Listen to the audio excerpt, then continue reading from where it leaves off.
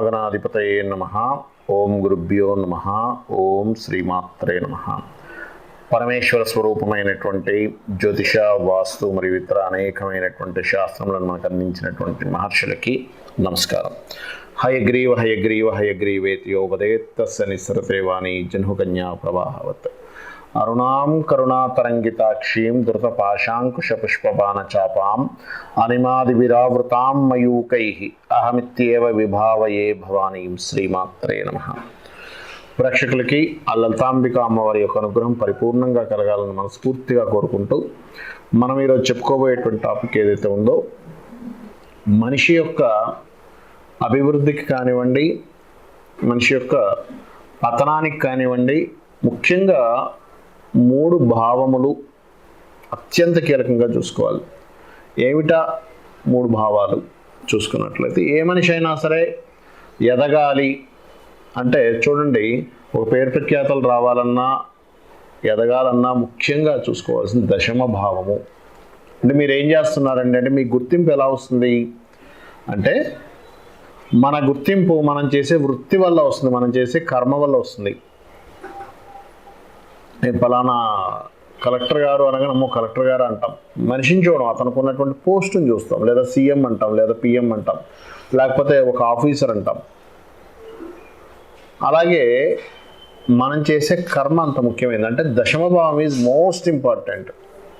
మరి ఎవరైనా సరే ఈ దశమ భావాన్ని ఎనీ లగ్న 12 లగ్నాల్లో మేషం నుంచి మీనం వరకు ఉన్న అన్ని లగ్నాల్లోని కూడా దశమ స్థానాధిపతి బాగుపడాలి అంటే మీరు ముఖ్యంగా చేయాల్సింది మీ లగ్నం నుంచి దశమాధిపతి ఎవరు అనేటువంటి చూసుకోవాలి, గుర్తుపెట్టుకోండి. అంటే మేషానికి శని, వృషభానికి శని, మిథునానికి గురువు, కర్కాటకానికి కుజుడు, సింహానికి కూడా శుక్రుడు, కన్యారాశికేమో బుధుడు, తులారాశికి చంద్రుడు, వృశ్చికానికేమో రవి, ధనస్సుకేమో బుధుడు అగైన్, అదేవిధంగా మకరానికి శుక్రుడు, కుంభానికి కుజుడు మరియు మీనానికి గురువు అవుతాడు. అంటే ఈ దశమాధిపతి ఉన్నటువంటి గ్రహానికి వెళ్ళి మీరు దీపారాధన చేయాలి, గుర్తుపెట్టుకోండి. ఇట్ ద సేమ్ టైం నాకు జాతకం తెలియదండి, దశమాధిపతి ఎవరో తెలియదు అని అనుకున్నప్పుడు లలితా సహస్రనామాల్లో మొదటి నామం ఉంటుంది, ఓం శ్రీమాత శ్రీ మహారాజ్ని శ్రీమత్ సింహాసనేశ్వరియే నమః అనేటువంటిది. ఈ నామాన్ని రెగ్యులర్గా మీరు హాఫ్ అన్ అవర్కి తగ్గకుండా కనుక చేసినట్లయితే ఖచ్చితంగా మీరు అనుభవిస్తున్నటువంటి ఇబ్బంది ఏదైతే ఉందో, ప్రొఫెషనల్గా ఉద్యోగరీత్యా ప్రమోషన్ రావట్లేదనో, సరైన ఉద్యోగం దొరకటం లేదనో, లేకపోతే ఉద్యోగంలో ఉన్నప్పటికీ వైరాగ్యంగా చేస్తూ ఉంటారు ఒక్కోసారి, అటువంటి ఇబ్బందుల నుంచి తొలగిస్తుంది. ఒకటి దశమ స్థానం. రెండవది ముఖ్యంగా ధనస్థానం. ధనం మూలం మిదం జగత్ అంటూ ఉంటారు. అంటే ఏమిటి, మనకి ఏ అవసరం ఉన్నా తీర్చుకోవాలి అంటే, ప్రాణం అంటే మనం కొనుక్కోలేం, కానీ మిగతా అవసరాలన్నీ ఏం కొనుక్కోవాలి, ఏం కావాలన్నా ధనం కావాలి. మనకి చూడండి, సొసైటీలో ఇవాళ రేపు మీకు వాల్యూ ఇచ్చేటువంటిది కూడా ధనంతోనే ఇస్తూ ఉన్నారు. అంటే వేరే వాటితో వాల్యూ రాదని కాదు, మన విద్య వల్ల వస్తుంది, మన క్యాడర్ వల్ల వస్తుంది, వస్తుంటాయి. కానీ మనం ఏదైనా సరే ఒక హౌస్ కొనుక్కోవాలి, ఏం చేసుకోవాలన్నా ధనం. మరి ఈ ధన సంబంధించినటువంటిది ప్రతి జాతకంలో 2వ స్థానాధిపతి అని ఉంటారు. ఆ 2వ స్థానాధిపతి ముఖ్యంగా బాగుండాలి. ఇందాక నేను చెప్పినట్టుగా దశమ స్థానాధిపతి ఎలాగో ఇక్కడ 2వ స్థానాధిపతి, దశమ స్థానాధిపతితో పాటు శనిని చూసుకోవాలి, ఇక్కడ 2వ స్థానాధిపతితో పాటు శుక్రుడిని ఖచ్చితంగా చూసుకోవాలి ఇక్కడ. అలాగే 2వ పోర్ట్ఫోలియో అంటారు జ్యోతిష్ శాస్త్రంలో. అది క్యాలిక్యులేటివ్ ద్వారా తెలుస్తుంది, బయటకు కనబడేటువంటి విషయం కాదు. సో ఈ గ్రహాల యొక్క స్థితిలో 2వ స్థానాధిపతి ఎవరు, ఇక్కడ ముఖ్యంగా ఏంటంటే ఈ 2వ స్థానాధిపతి ఎవరో తెలిస్తే కానీ మీకు ఎలా డబ్బులు వస్తాయో అర్థం కాదు. అంటే ఉదాహరణకి రవి అనుకోండి, 2వ పోర్ట్ఫోలియో రవి, గవర్నమెంట్ వాటి మూలంగా ధనం వచ్చే యోగం ఉంటుంది, లేదా మెడికల్ మూలంగా ధనం వచ్చే యోగం ఉంటుంది. చంద్రుడు అనుకోండి, ఫార్మసీ రిలేటెడ్ సంబంధించినటువంటి, లేదా ట్రావెలింగ్ రిలేటెడ్. కుజుడైతేనేమో పర్టికులర్గా మీకు రియల్ ఎస్టేట్ రిలేటెడ్, బుధుడైతేనేమో వ్యాపారాలు, గురువైతేనేమో teaching related or any guiding related, శుక్రుడైతే కళారంగ సంబంధించినటువంటి, శని అయితేనేమో ఎనీ కన్సల్టెన్సీ రిలేటెడ్, లేకపోతే ఏదైనా జాబ్ చేసుకోవడము, రాహుకేతువులు అయితే విదేశాలు, ఫార్మసీ, సినిమా ఫీల్డ్, ఇట్లాంటి వాటి వల్ల కూడా వస్తూ ఉంటుంది. అంటే ఇక్కడ ఏమిటి, ఫస్ట్ అసలు మీ జన్మజాతకంలో సెకండ్ లార్డ్ ఎవరు, సెకండ్ పోర్ట్ఫోలియో ఎవరు, ఏ మార్గం ద్వారా డబ్బులు వస్తుంది అనేటువంటి ముఖ్యమైనటువంటి భావం కూడా 2వ భావం, ఇది కూడా చూసుకోవాలి. ఇక మనం కర్మ చేస్తున్నాము, డబ్బులు సంపాదిస్తున్నాము, అనుభవిస్తామా లేదా అని చెప్పేది 11వ భావం. అంటే మనిషి ఎంజాయ్ చేస్తాడా చేయడా, ఊరికే కష్టపడుతూ ఉంటారు కొంతమంది, పొద్దు నుంచి సాయంత్రం వరకు కష్టపడమే ఆయన పని అవుతుంది, కానీ ఎంజాయ్ చేయడం అనేటువంటిది ఉండదు, సుఖం అనేటువంటిది ఉండదు. సుఖపడతారా సుఖపడరా మనిషి అంటే అది చూసేది 11th హౌస్ ద్వారా తెలుస్తుంది, అంటే ఎంజాయ్ చేయడం ద్వారా. మనకి 2 బాగున్న 11వ స్థానం బాగాలేదు, వేస్ట్ అయిపోతుంటుంది.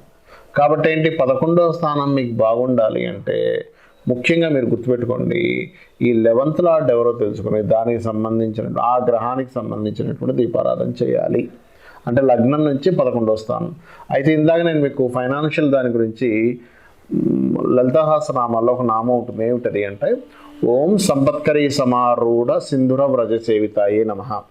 ఈ నామాన్ని ఎంత మీరు చేస్తూ ఉంటే మీకు అంత చక్కగా ఫైనాన్షియల్ గ్రోత్ అనేటువంటిది పెరుగుతూ ఉంటుంది.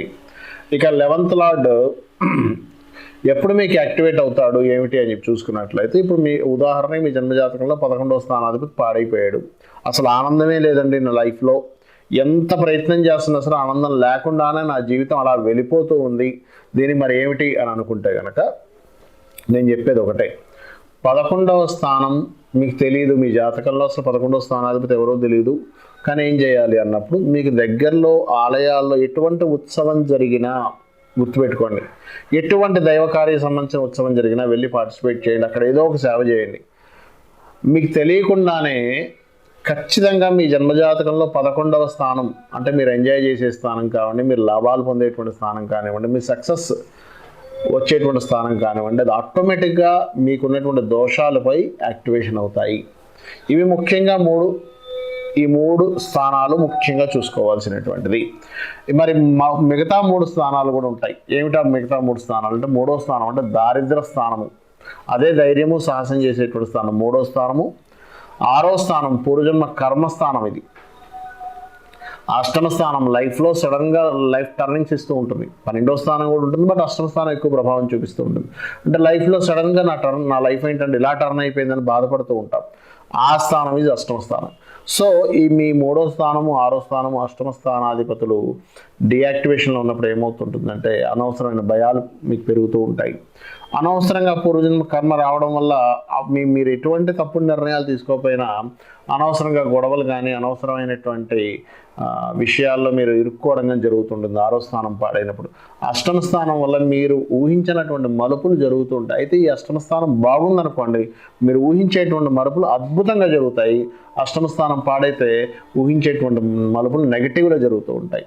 సో ఈ 3 గ్రహాల్లో మీకు ఎగ్జాంపుల్ ధైర్యం సరిపోవట్లేదు, దుర్గా ఆరాధన చేయండి, ఓం దుర్గాయ నమః అని చెప్పి చేయండి. లేదా మీరు ముఖ్యంగా కనకాంగద కేయూర కమనీయ భుజాన్విత అనేటువంటి నామం ఉంటుంది లలితహాస్త్ర నామాల్లో. ఓం కనక అంగద కేయూర కమనీయ భుజాన్విత అంటే భుజములకు వేసుకున్నటువంటి బంగారు ఆభరణాలు అమ్మవారు ధరించి ఉంది, ఆ అమ్మవారు ధరించినటువంటి ఆ యొక్క ఆభరణాలని నేను స్మరిస్తున్నాను అని చెప్పి ఎప్పుడైతే అనుకుంటూ ఆ నమః అనేటువంటి అమ్మవారికి నమస్కరించుకున్నట్లయితే మీలో ఉన్నటువంటి భయాలపై ధైర్యం అనేటువంటిది పెరుగుతుంది. అదేవిధంగా 6వ స్థానం పాడితే ఏమవుతుంది అంటే అప్పులు పెరుగుతుంటాయి. అలాంటి సమయంలో ఓం అపర్ణాయై నమః అనేటువంటి నామస్మరణ మీ అప్పులు బాధల నుంచి బయటపడేస్తుంది. అదేవిధంగా 8వ స్థానం ఆకస్మికమైనటువంటి టర్నింగ్స్ జరుగుతున్నాయండి, ఏం చేయాలంటే ఉంటే కనుక మీరు షష్ఠి నాడు గనక సుబ్రహ్మణ్యేశ్వర స్వామి యొక్క ఆరాధన చేయడము, లేదా అష్టమీ చంద్ర విభ్రాజ అలికస్థల శోభితాయే నమః అనేటువంటి నామస్మరణ గనక చేసినట్లయితే మీకు ఖచ్చితంగా ఆకస్మికమైనటువంటి ఇబ్బందుల నుంచి బయటపడడం జరుగుతుంది. ధనుర్లగ్నము ధనస్సు రాశి. ధనస్సు లగ్నంలో జన్మించామండి, ధనస్సు రాశిలో జన్మించాము, లగ్నం తెలియదు అనుకున్నప్పుడు ధనస్సు రాశిలో కూడా మనకి మూల పూర్వాషాఢ ఉత్తరాషాఢ 1వ పాదం ఉంటుంది. అంటే కేతు నక్షత్రము, అదేవిధంగా శుక్ర మరియు రవి నక్షత్రాలు ఉంటాయి. అందులో లగ్నం తెలుసండి, లగ్నం ద్వారా వెళ్ళండి, లగ్నం తెలియని వారు రాశి ద్వారా వెళ్ళవచ్చు. అయితే ఇక్కడ మీకు శని భగవానుడు ఇచ్చేటువంటి రిజల్ట్ ఏ రకంగా మీకు కర్మ వస్తుంది, అదేవిధంగా ఆ కర్మని మీరు తగ్గించుకునేటువంటి ప్రయత్నం ఏం చేస్తే బాగుంటుంది అనేటువంటి విషయాలు మనం చూసుకున్నట్లయితే మీకు 2, 3 ఆధిపత్యం శని భగవానుడు ఉంటాడు. ఈ 2, 3 ఆధిపత్యం ఉండడం వల్ల ఏమవుతుంటుంది అంటే సర్వసాధారణంగా ధనుర్లగ్నం వాళ్ళకి శని భగవానుడు బాగున్నాడు, సిబ్లింగ్స్ నుంచి సపోర్ట్ వస్తుంది. గుర్తుపెట్టుకోండి, శని భగవానుడు పాడయ్యాడు, సిబ్లింగ్స్ ద్వారా ఇబ్బంది వస్తుంది. అయితే ఇంకొకటి కూడా ఉంటుంది ధనుర్లగ్నానికి అతి ముఖ్యమైనటువంటి విషయం, అదేమిటి అంటే జీవిత భాగస్వామి ద్వారా ఇబ్బందిని ఇస్తాడు ఇక్కడ. అయితే డైరెక్ట్గా శనివాడు శుక్రుడిని యాక్టివేట్ చేస్తూ ఇస్తూ ఉంటాడు. శుక్రుడు యాక్టివేట్ అవుతాడు, ఇక్కడ అంటే ఏమిటి, ఖచ్చితంగా మీరు గనక ఉదాహరణకి మీ యుక్త వయసులో అంటే దాదాపుగా ఒక 25 ఏళ్ల వయసు నుంచి ఎప్పుడు వచ్చినా శుక్ర మహాదశ ఆ సమయంలో మీ యొక్క కర్మ జీవిత భాగస్వామి మూలంగా ఇబ్బంది వస్తూ ఉంటుంది, గుర్తుపెట్టుకోండి. ఖచ్చితంగా వస్తుంది, అందులో ఎటువంటి డౌట్ లేదు. స్త్రీ రూపంలోనే వస్తుంది. అక్కడ ఒక్కోసారి జీవిత భాగస్వామి రూపంలో 99% వస్తే 1% స్త్రీ రూపంలో వస్తుంది. ఒక్కోసారి ఎవరైనా బ్రహ్మచర్యంగా ఉండిపోయానంటే నేను పెళ్లి చేసుకుని నాకేం జరుగుతుంది అంటే ఏదైనా స్త్రీ రూపంలోనో వాహన రూపంలోనో ఖచ్చితంగా వచ్చి తీరుతుంది. అయితే వాహన రూపంలో వచ్చేటువంటి యోగం తక్కువే, బట్ స్త్రీ రూపంలోనే వస్తుంది, అక్కడ గుర్తుపెట్టుకోండి. అయితే ఇక్కడ మీరు ఈ సెకండ్ అండ్ థర్డ్ లార్డ్షిప్ శని భగవానుకు రావడం వల్ల మీరు ఎటువంటి కర్మలు చేసుకుంటే, ఎటువంటి యాక్టివేట్ చేసుకుంటే బాగుంటుంది అనేటువంటిది చూసుకున్నట్లయితే ఇక్కడ పర్టికులర్గా మీరు గుర్తుపెట్టుకోవాల్సిన అంశం ఏమిటి అని చెప్పి చూసుకున్నట్లయితే మీరు చేయాల్సిన మంత్రం ముందుగా చెప్తాను నేను మీకు. ఓం నమో వెంకటేశాయ. ఈ నామం మీకు పూర్తిగా మిమ్మల్ని రక్షిస్తుంది, గుర్తుపెట్టుకోండి. అయితే ఇక్కడ ఏదైనా మధ్యవర్తిత్వం ఉండడము, మీడియేటింగ్ చేయడము, చాలామంది చూస్తుంటారు చూడండి, ఏమంటే నేను వాళ్ళకి డబ్బు హామీగా ఉన్నానంటే, ఎందుకంటే సెకండ్ లార్డ్షిప్కి థర్డ్ లార్డ్షిప్ వచ్చింది అంటే దారిద్ర్య యోగము, ధైర్య యోగము, సాహస యోగం కూడా దానికే పట్టింది, ధనాధిపతికే పట్టింది. కాబట్టి ఏమవుతుంటుంది, ఏదో ధైర్యం చేస్తాం అవతల వాళ్ళకి, సర్లే మనం వెళ్ళి హామీ ఉందని సంతకం పెడదాం, అది మిమ్మల్ని వెంటాడుతుంది, గుర్తుపెట్టుకోండి. ఒకటి స్త్రీ మూలకంగా, జీవిత భాగస్వామి మూలంగా, లేదా ఈ రూపంలో ఖచ్చితంగా వెంటాడుతుంది. అయితే దీన్ని తగ్గించుకునేటువంటి ప్రయత్నం ఏం చేయాలి అని చెప్పి చూసుకున్నట్లయితే వీలైనంత మట్టుకు శిఖరం పైన ఉండేటువంటి దేవతా స్వరూపాలు అంటే ఏంటి, తిరుపతి కావచ్చు, సింహాచలం కావచ్చు, ఇలాగ కొండ మీద ఉండేటువంటి దేవతా స్వరూపాల దగ్గరికి వెళ్ళి మీరు గనక కాళ్ళతో గనక శిఖరం ఎక్కి దర్శించుకున్నట్లయితే, అంటే ఏమిటి ఇక్కడ ప్రయత్నము, మీ యొక్క సాహసము, మీ యొక్క ప్రయత్నం అంతా కూడా దైవ సంబంధించిన కార్యక్రమానికి మీరు చేస్తున్నారు. అలా వెళ్ళేటప్పుడు ఆ దేవతా స్వరూపం ఎవరో ఆ దేవత నామస్మరణ చేసుకుంటూ ఎక్కండి. మీకేమవుతుంది, ఖచ్చితంగా అక్కడ కర్మ తొలగిపోతుంది, అందులో ఎటువంటి సందేహం లేదు.